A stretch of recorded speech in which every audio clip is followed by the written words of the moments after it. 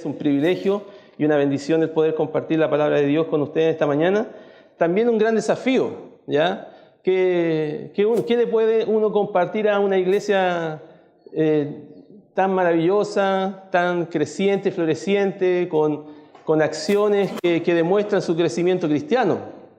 Y entonces en eso estaba pensando hace un tiempo atrás con respecto a eso. Hermano, antes de continuar quiero extenderles los saludos de los hermanos allá en Monte Águila. Ellos les mandan muchos saludos, ellos les quieren mucho en el Señor y sabían que yo venía para acá, entonces me hicieron extensivos los saludos para ustedes.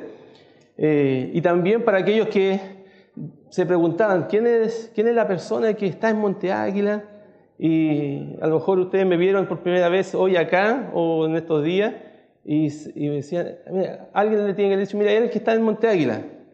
Ah, eres, ¿ya? De verdad el Señor le ha placido a Él el poder llevarme hasta Monte Águila y quiero desde ya agradecerle al Señor por eso. Entonces, los que no me conocían, yo soy el pastor Pedro que está en Monte Águila, ¿ya?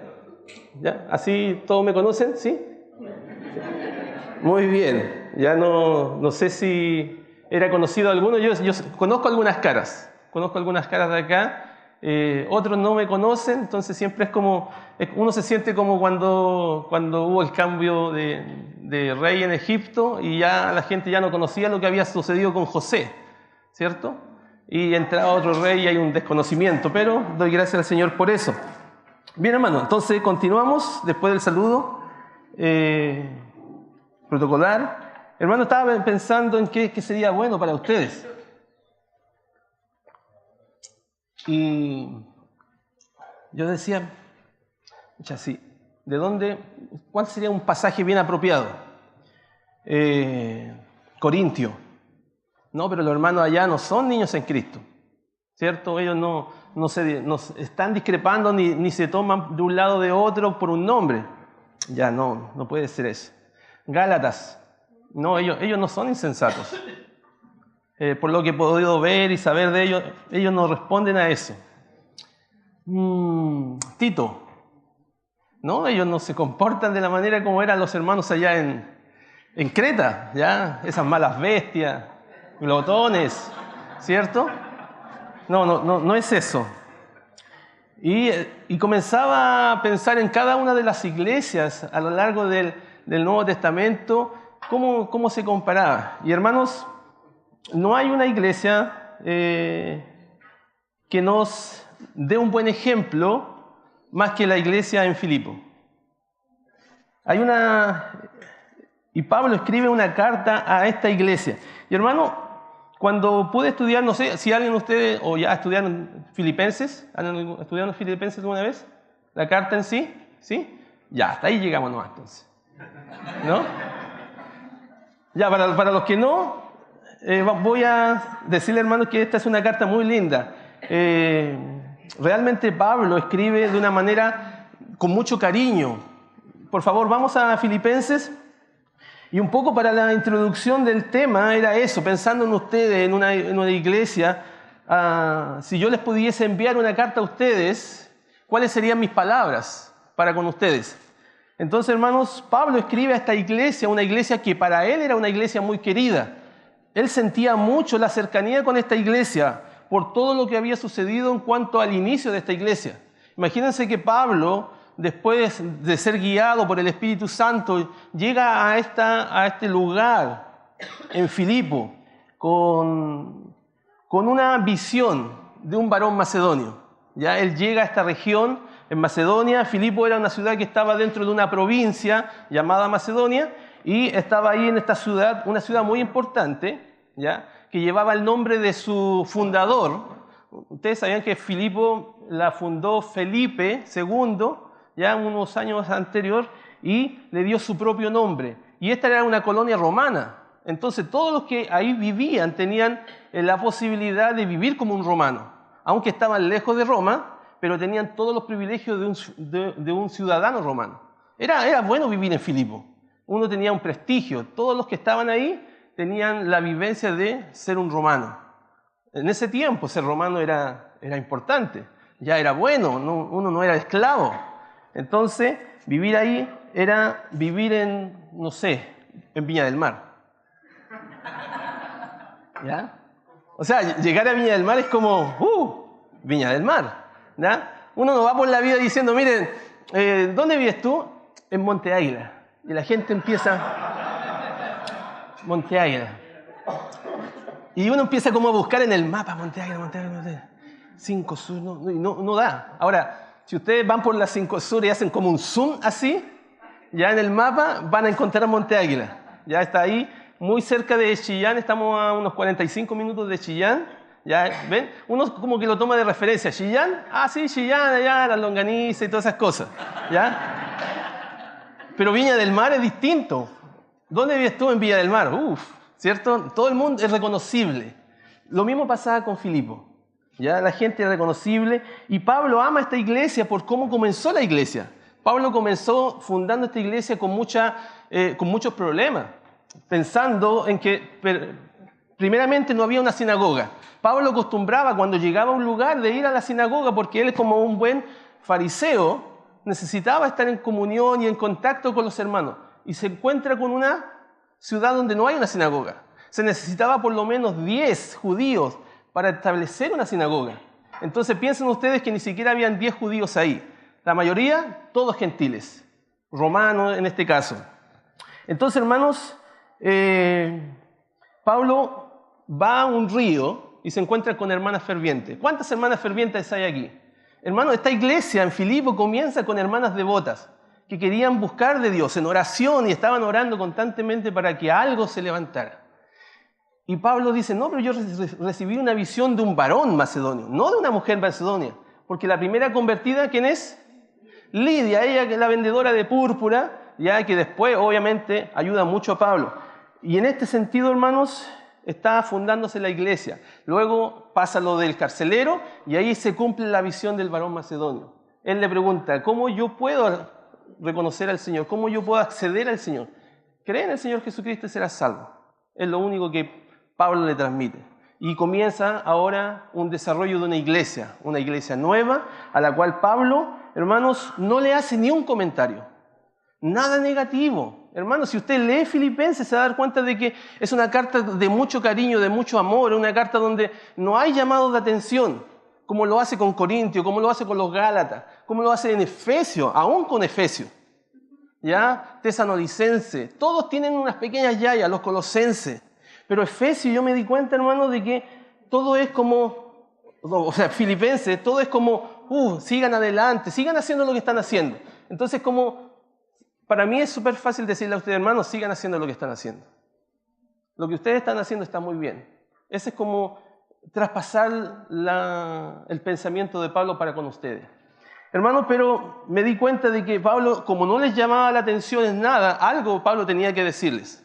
Entonces, ahora vienen recomendaciones, exhortaciones. Hermanos, ustedes están súper bien, pero no nos vaya a pasar algo, no les vaya a pasar algo. ¿Ya? Como los Efesios en el Apocalipsis que dice, ustedes que descuidaron su primer amor, ¿cierto?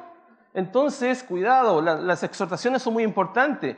El escritor del libro de Hebreos le hace 5 exhortaciones a los hermanos en esa carta. 5 exhortaciones. Miren, puede ser que ustedes estén muy bien, pero cuidado con desoír la palabra de Dios, cuidado con deslizarse, cuidado con volver o mantenerse sin hacer absolutamente nada, siguiendo como niños en Cristo. Entonces, hermanos, quiero que podamos pensar acerca de qué es lo que ustedes sienten. ¿Ya? Normalmente nosotros vivimos en la alegría, ¿cierto? Cuando nosotros estamos contentos, estamos felices, sentimos que estamos bien, ¿cierto? ¿Es así? ¿Sí? ¿O no es así? ¿Ya?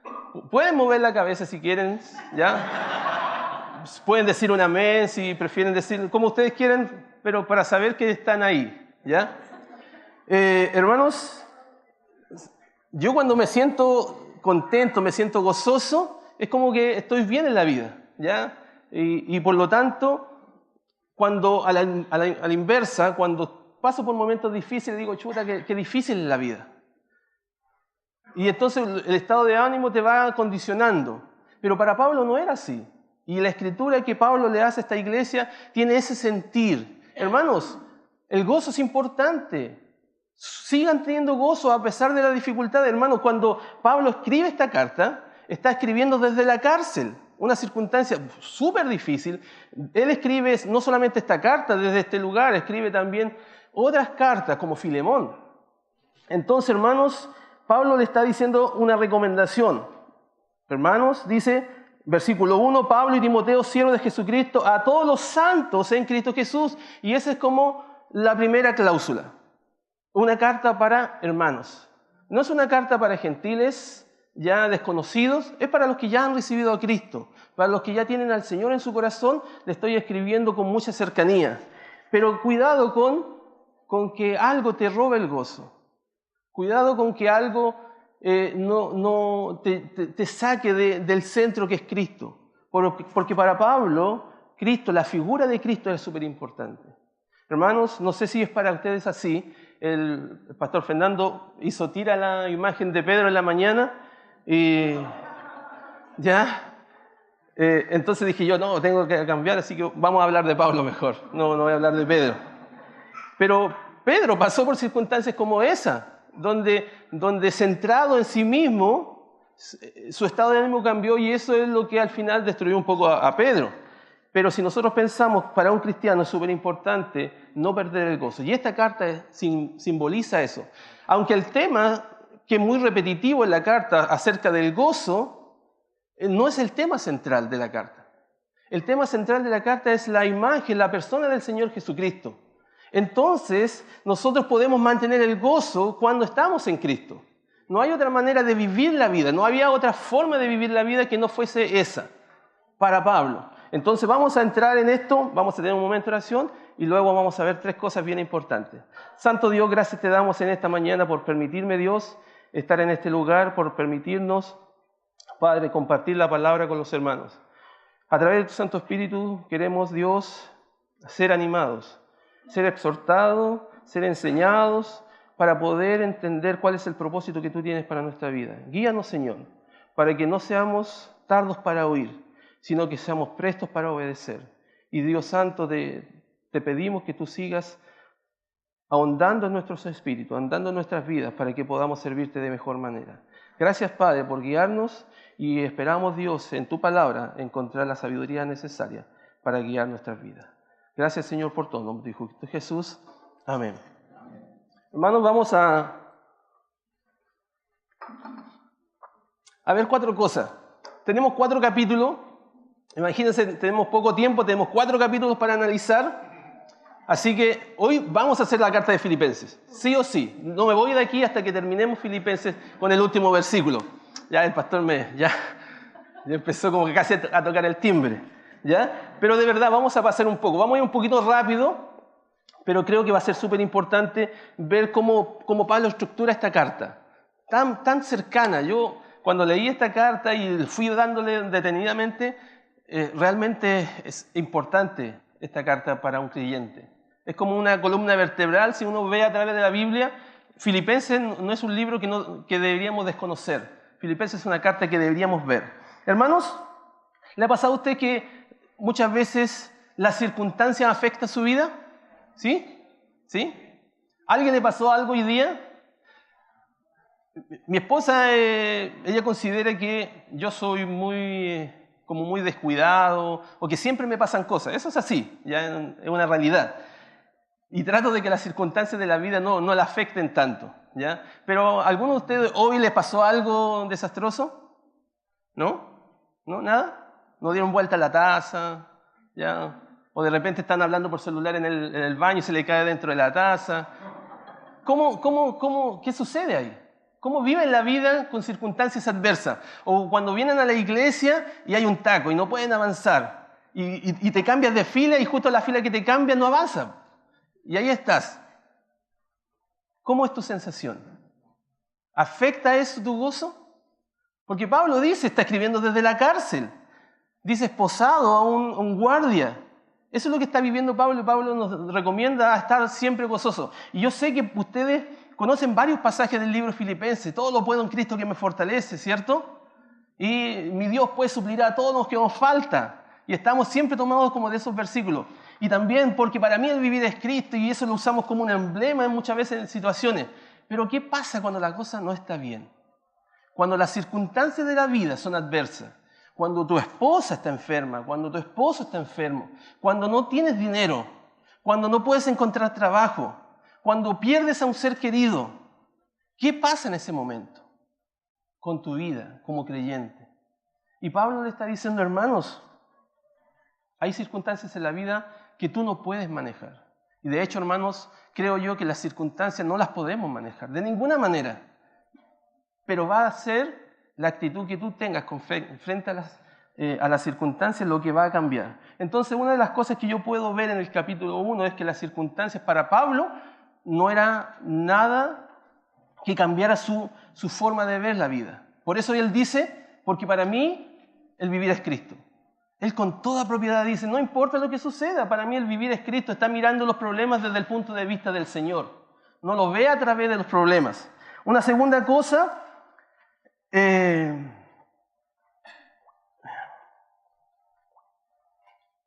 te puede robar la alegría, el gozo de vivir la vida cristiana, son las personas, ¿cierto? ¿Sí? Hay más o menos, ¿no? Alguien dijo que el ministerio sería muy lindo si no fuesen por las personas. ¿Ah? Ahora, Gandhi dijo que el cristianismo es muy bueno, es algo que es digno de seguir. El problema estaba en los cristianos. ¿Ya? Ahora, ¿las personas te pueden robar el gozo? Uno puede salir muy contento, hermano. A veces me ha pasado, y para mí es muy difícil, me subo al auto allá en Monte Águila, sube mi esposa, y mis hijos son desordenados, ya son inquietos. Y a veces me quitan el gozo. De verdad. Entonces, esta carta me hace pensar en eso. ¿Las personas te pueden quitar el gozo de vivir? Porque Pablo dice, regocijaos siempre, ¿cierto? El llamado de atención, si ustedes buscan la palabra regocijarse, dentro de la carta está varias veces, se repite. Entonces es un concepto que hay que mantener latente. Y dice, regocijaos siempre. Pero ¿qué pasa en esa circunstancia? ¿Han peleado con la esposa alguna vez? ¿Han discutido con la esposa? ¿Ah? ¿Ya? Bueno, yo sé que ustedes son una super iglesia, entonces, miren, voy a hablar de mí, ¿ya? No quiero sonar egocéntrico ni autorreferente, pero si vamos a apelar a alguien, mejor me pelo yo mismo. Sí, hermanos.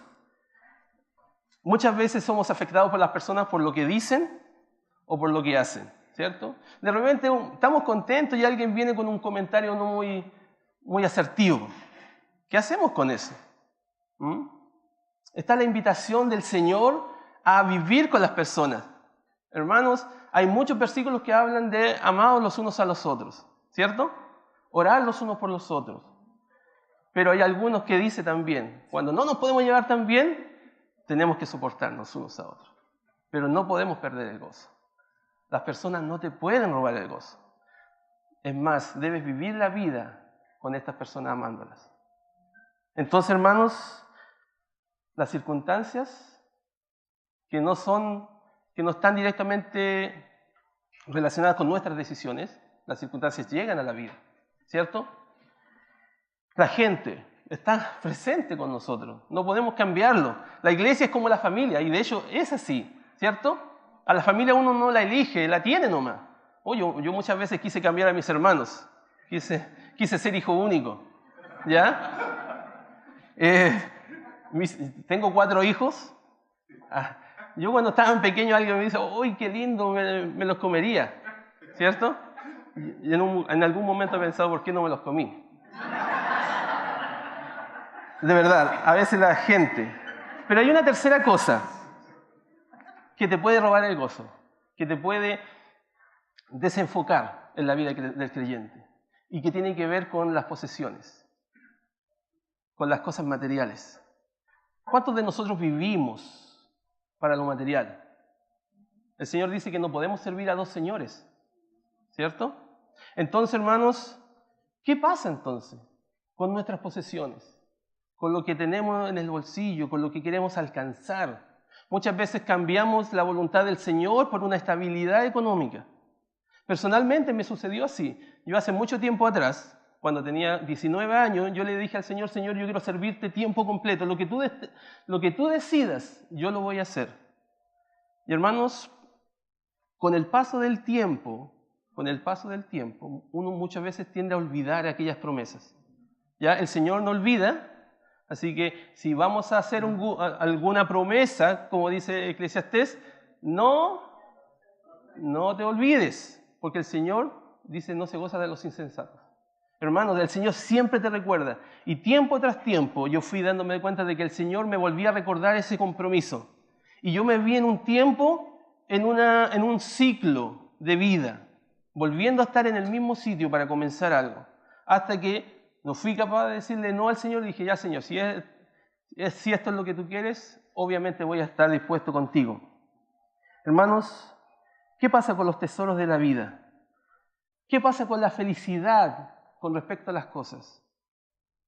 Cuando algo material se nos daña, ¿cuál es mi actitud? Cuando se echa a perder la tele.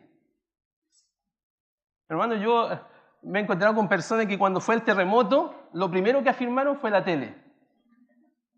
Increíble, ¿ya? No se preocuparon de los hijos, no se preocuparon del esposo, la tele. Es algo muy sagrado. Hermano, pero ¿qué pasa? ¿Qué pasa cuando no tenemos todo lo que necesitamos? ¿No podemos ser felices? ¿Hay algo que les falta? Seamos sinceros. ¿Hay algo que desearían? ¿Cierto? ¿Para qué estamos con cosas? Sí, hay algo que me gustaría tener, ¿cierto? Pero ¿qué dice Lucas? Dice que ¿qué es la vida del hombre? ¿Ah? La felicidad no depende de las cosas que poseemos. Entonces, tenemos que empezar a pensar en eso. Hermanos, estas tres cosas, las circunstancias, las personas y las cosas o los bienes, no te pueden robar el gozo. ¿Sabes por qué? Porque cuando mi vida está girando en torno a estas tres cosas, comienzan las preocupaciones. ¿Qué voy a hacer? ¿Qué voy a hacer con esto que me sucedió? ¿Qué voy a hacer con esta persona que ya no la soporto? ¿Qué voy a hacer con estas cosas que no logro alcanzar? El ojo nunca se cansa de ver. Hermanos, nunca vamos a estar satisfechos con lo que tenemos cuando pensamos en nosotros mismos. Cuando pensamos en los otros, las cosas cambian. Por eso, hermanos, cuidado con las preocupaciones. Cuando usted se está preocupando demasiado, cuando ya no puede dormir por las situaciones, o su humor cambia, cuando hay pena o comienzo a alejarme de las personas, algo pasa. Y Pablo le está diciendo, hermanos, cuidado con estas cosas. Que no nos vaya a pasar esto, que las circunstancias de la vida, como el capítulo 1 lo presenta, no nos cambien. Hermanos, porque realmente, versículo 21, por favor, del capítulo 1, Pablo dice, y este es un versículo emblemático en el capítulo 1, es preciso. ¿Por qué razón? Porque una de las maneras de poder salir de esto y mantener el gozo es a través de una actitud muy sencilla. Muchas veces tendemos a magnificar las cosas, cuando no tiene que ser así. Pablo dice en el capítulo 3, una cosa hago. Pablo no se complica la vida, uno tiene que ser más simple para vivir la vida y tenemos que servir de acuerdo al plan de Dios. Entonces Pablo dice, porque para mí el vivir es Cristo y el morir es ganancia. Y ahí está, no está pensando en muchas cosas. Santiago dice que el hombre de doble ánimo es inconstante en todos sus caminos. Y cuando habla de tener una actitud sencilla, un pensamiento sencillo, no está hablando acerca de algo sin conocimiento. Pablo dice que tenemos que abocarnos a una cosa. Santiago, el hombre de doble ánimo, no es que tenga una doble porción de ánimo, no está diciendo eso. Dice que está divariando en dos cosas. El doble ánimo significa, chuta, ¿hago esto o hago lo otro? Y ahí estoy siempre en esa discrepancia. ¿Qué hago? Y nunca salgo de ahí. No, una sola cosa. Una cosa hago, dice Pablo. Una mente clara, precisa. Mi norte es el Señor. la imagen del Señor Jesucristo y yo vivo para Él. Y la única discrepancia aquí, ¿sabe cuál es? Dice, porque para mí el vivir es Cristo y el morir es ganancia. Mas si el vivir en la carne, dice, resulta para mí en beneficio de la obra, no sé entonces qué escoger. Pero todo tenía relación con Cristo y su obra. Era una mente clara, precisa, muy sencilla. Pablo estaba entendiendo, debo vivir la vida de esta manera. Las circunstancias van a cambiar siempre. Hoy tenemos, mañana no tenemos. ¿Las circunstancias cambian? Sí. Pero mi imagen del Señor Jesucristo no puede cambiar. Yo debo seguir sirviendo al Señor con muchos recursos o con pocos recursos. El llamado de Dios, el llamado del Señor Jesucristo es a seguirle. Señor, déjame enterrar a mis padres. No podemos ponerle condición al Señor. Solamente tenemos que vivir la vida como Cristo. Hermanos, hay circunstancias que van a afectarnos siempre, pero tenemos que entender de que eso puede cambiar. La imagen del Señor Jesucristo en nuestra vida no va a cambiar o no debe cambiar. Hermanos, una segunda cosa con respecto a las personas lo podemos ver en el versículo del capítulo 2, versículo 3. Quiero partir leyendo del versículo 1 para darle un poco el contexto. Hermanos, Pablo está escribiendo y dice, por tanto, ya haciendo una conclusión del capítulo 1 acerca de todo lo que significa vivir para Cristo. ¿Ya? Si quiere puede leerlo en su casa, todo el libro, no se va a llevar mucho tiempo, pero le va a dar una buena perspectiva, porque para él el Evangelio era una sola cosa, el progreso del Evangelio, una comunión del Evangelio, y él siempre estaba pensando en los hermanos a través de las oraciones, en su pensamiento, porque amaba mucho esta iglesia. Entonces, ahora comienza a dar un ejemplo con respecto a las personas, para que podamos entender de que las personas no nos pueden quitar esta alegría de servir al Señor.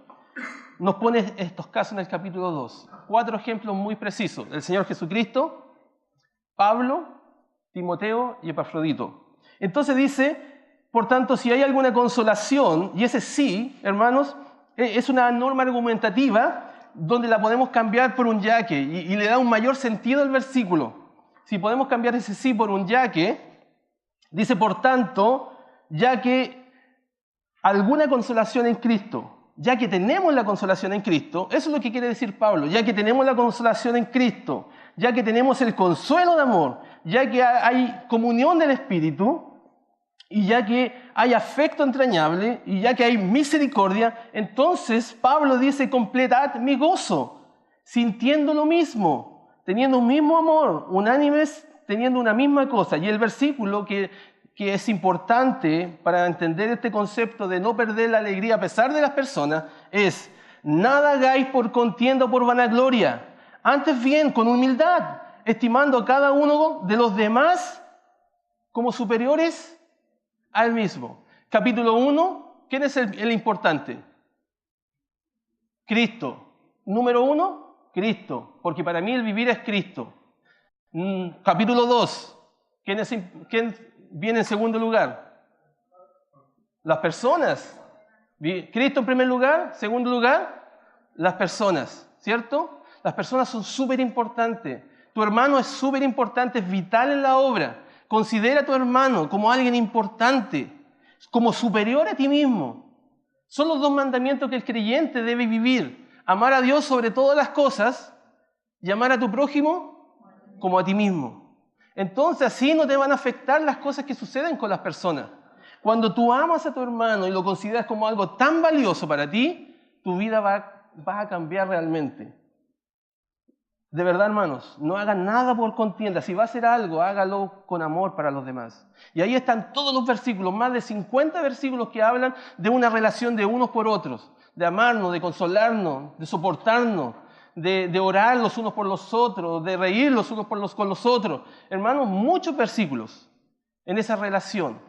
Porque cuando yo amo a mi hermano y me sacrifico por mi hermano, ¿qué voy a recibir a cambio? Voy a recibir exactamente lo que mi hermano va a hacer conmigo. Hermanos, esto es como una simbiosis. Nosotros nos necesitamos para que funcione. Yo vivo porque tú vives. ¿Han visto ustedes un hipopótamo? ¿Qué tiene el hipopótamo en la espalda? Un pajarito. ¿Saben lo que hace el pajarito?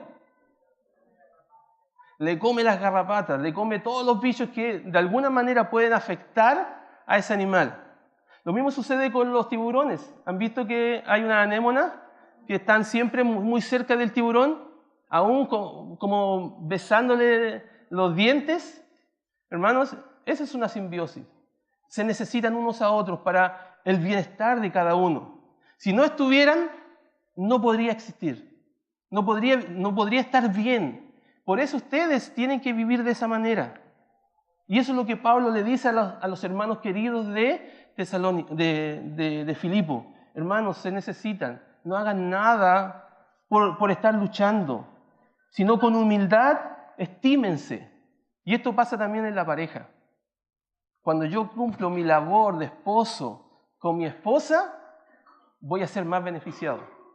Cuando yo logro que mi esposa esté contenta, esté feliz, se sienta vitalizada, cuando no soy orgulloso con ella, cuando no soy tacaño con ella, hermano, de verdad uno recibe más de lo que da. Y en la vida del creyente es así.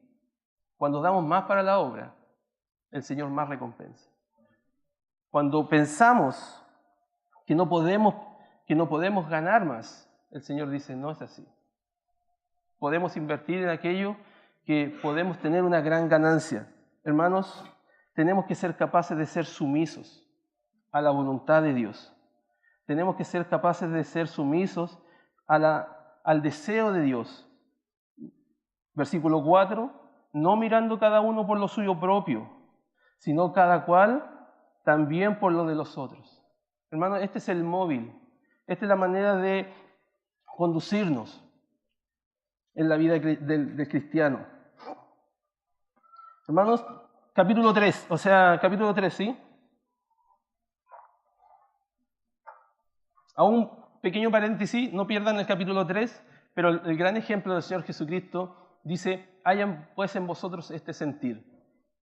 Y Pablo les recuerda la figura del Señor Jesucristo, el gran sacrificio de amor por nosotros. Dice, hermanos, haya pues en vosotros este sentir. ¿Cuál sentir? ¿Cuál actitud debo tener? Dice, la que hubo en Cristo Jesús. Esa es la manera de vivir la vida. Si voy a vivir por mis hermanos, el primer ejemplo lo dio el Señor Jesucristo, en venir desde la gloria. Hermanos, esa condescendencia para con el hombre, solo la entrega el Señor Jesucristo, el cual siendo en forma de Dios, dice, no estimó en ser igual a Dios como cosa que aferrarse. ¿Él podía hacerlo? Sí, si quería podía hacerlo. Él no tenía la necesidad de venir a este mundo a morir por nosotros. Pero su amor excedió todas estas cosas. Y Él se despojó a sí mismo y se hizo obediente. Jesucristo no tomó un nombre porque fuera el Hijo de Dios.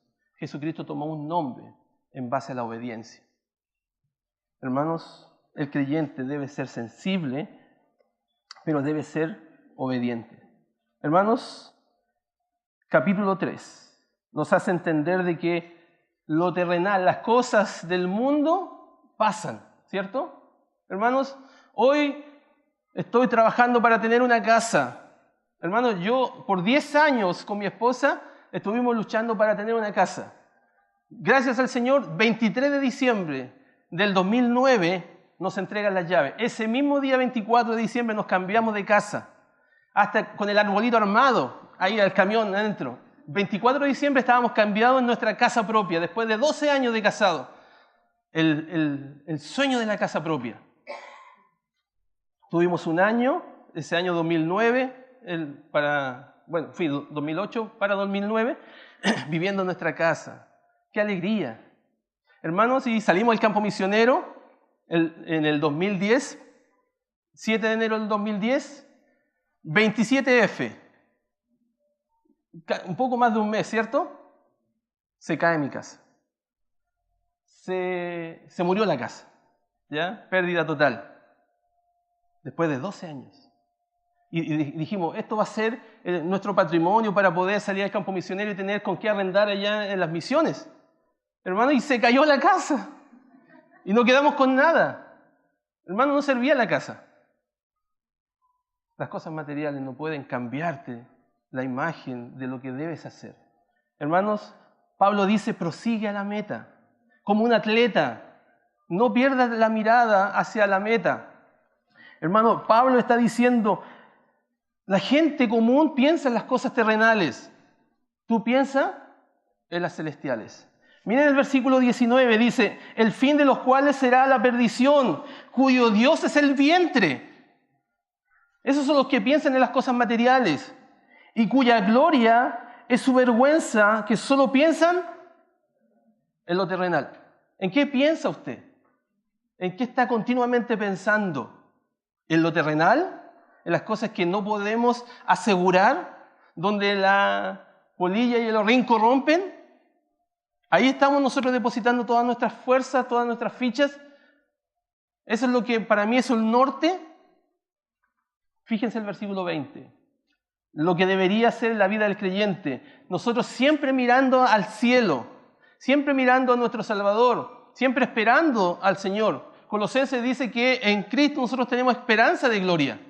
Hermanos, y dice, más nuestra ciudadanía está en los cielos, de donde también esperamos al Salvador, al Señor Jesucristo. Y ese es el concepto que el creyente debe tener. Y Pablo le dice, hermanos, no se preocupen por lo que están pasando.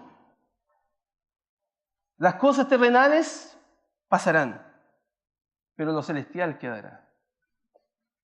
Hermanos, hace mucho tiempo atrás, no sé si ustedes escucharon acerca de estos misioneros en la selva en el Ecuador, Jim Elliot, ¿recuerdan ese nombre?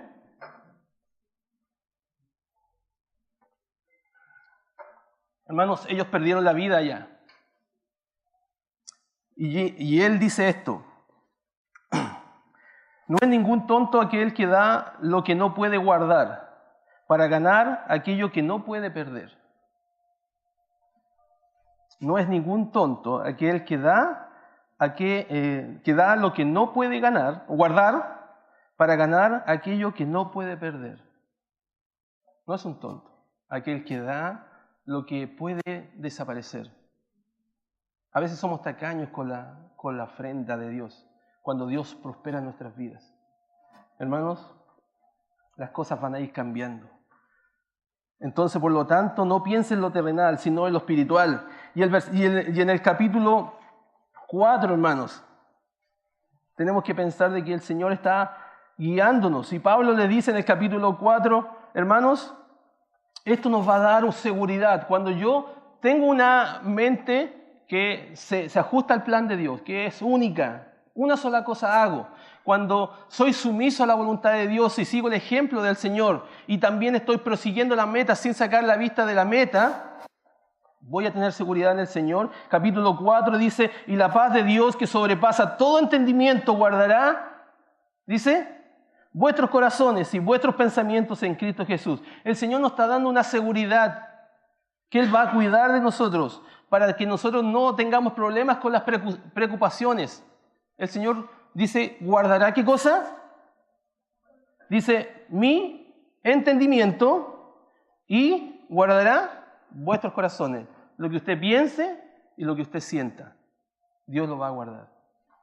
Fuera las preocupaciones, porque Él cuida tu mente y tu corazón, aun cuando las circunstancias sean adversas, aun cuando las personas te quiten el gozo y las cosas estén cambiando, aún así, la paz de Dios, que sobrepasa todo entendimiento, nos cuida. A modo de entender mejor el versículo 10, dice, en gran manera me gocé en el Señor de que ya al fin habéis revivido vuestro cuidado de mí. Y Pablo está agradeciendo, de lo cual también estabais solícito, pero os faltaba la oportunidad. La provisión de Dios siempre está presente. No era una preocupación para Pablo. Para Pablo nunca fue una preocupación. ¿Por qué razón? Porque él había aprendido a contentarse con lo que tenía. Fíjese el pensamiento de Pablo, metido en la cárcel, custodiado. Dice, hermano, le agradezco por su preocupación conmigo. Pero, dice, no lo digo porque tenga escasez o porque tenga abundancia. Yo sé y he aprendido a contentarme. Las cosas van a cambiar.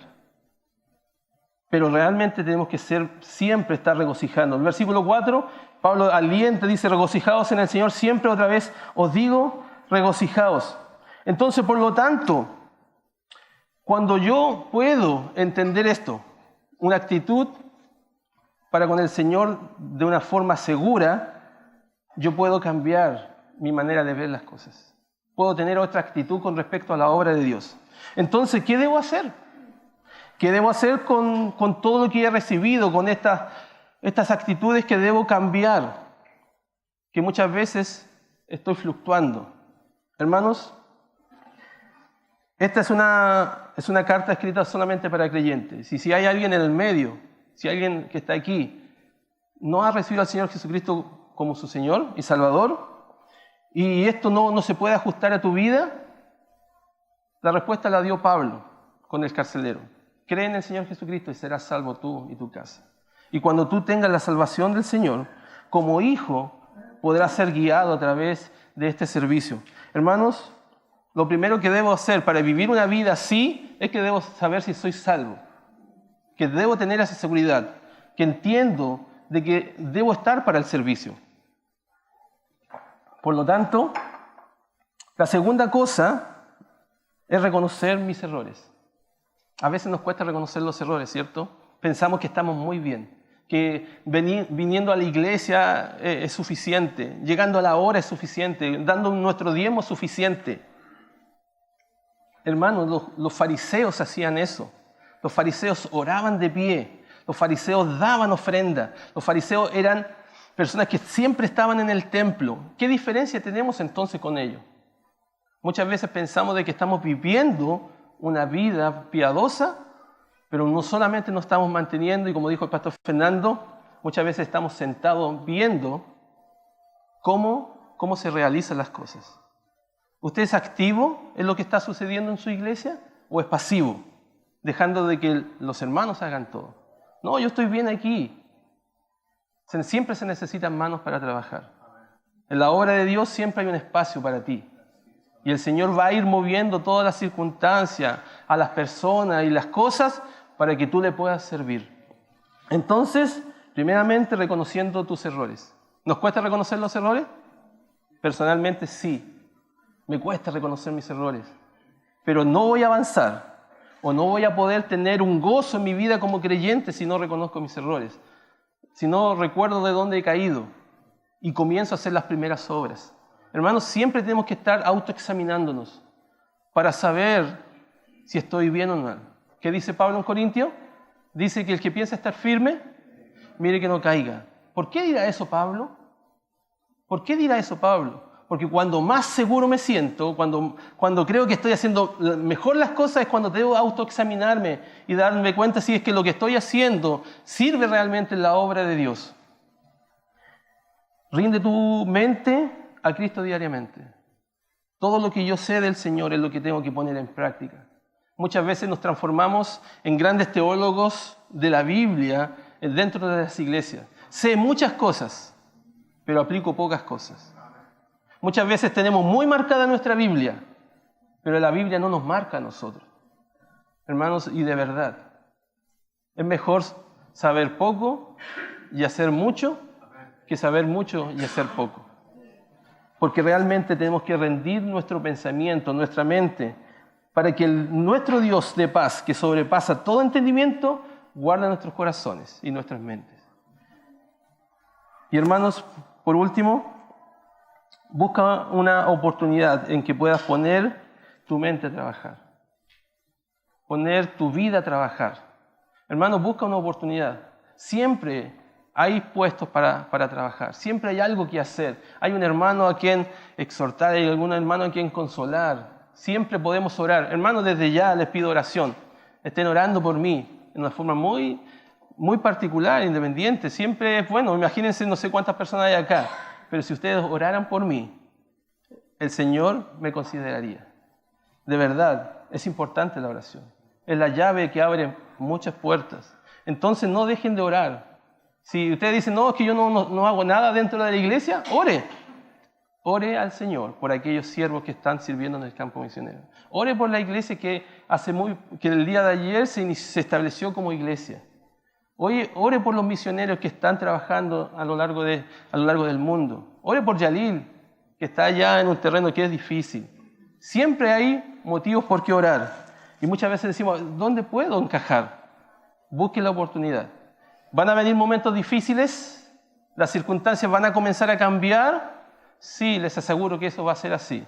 Ya el Señor nunca nos prometió que la cosa sería fácil. ¿Se acuerdan los discípulos? Suban a la barca, yo voy a estar con ustedes. Y comenzó la tormenta. Hermanos, en la vida van a haber tormenta. Lo que el Señor promete es que el arribo será seguro. A veces con la tempestad nuestra fe cambia y se debilita, pero tenemos que confiar en el Señor.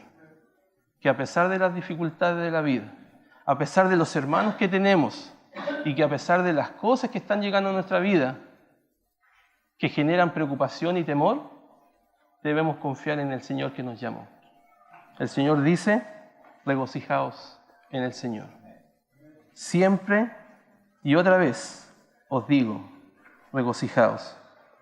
Vamos a orar.